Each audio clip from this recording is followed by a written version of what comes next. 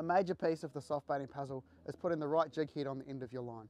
Here we're going to show you how to select the right jig head to ensure your soft bait does what you intend it to do.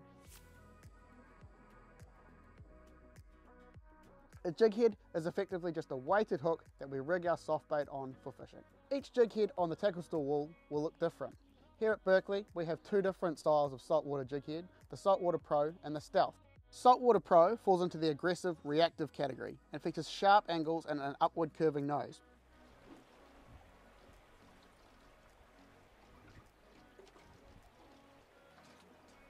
Saltwater Pros pair perfectly with jerk shads or any other baits where we're actively trying to impart action.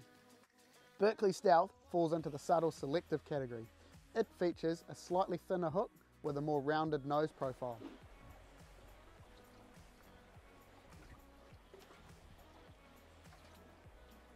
It's perfect for paddle tails and grubs that have a lot of action all on their own. This jig head falls very quickly, which makes it fantastic for fishing in deep water situations.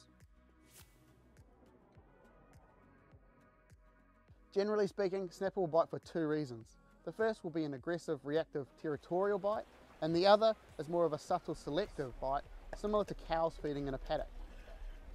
As anglers, we are able to select the right jig head that enables us to tailor our fishing to each situation. Hook size is best thought of as matching each hook to the different style of bait you're using. The objective here is to have the hook point exiting the midpoint of the bait. If it's too far forward or back, you risk not achieving the designed action of your soft bait.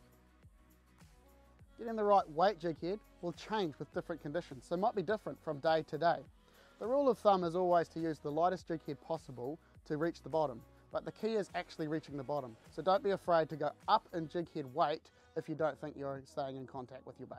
The correct jig head weight is determined by drift speed and water depth, which will change from day to day, so it pays to have a selection.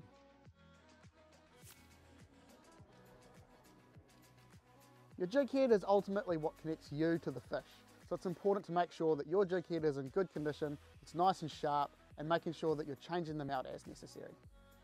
If you're ever unsure about your jig head weight and size, be sure to check in with your local tackle store and they'll no doubt be able to point you in the right direction.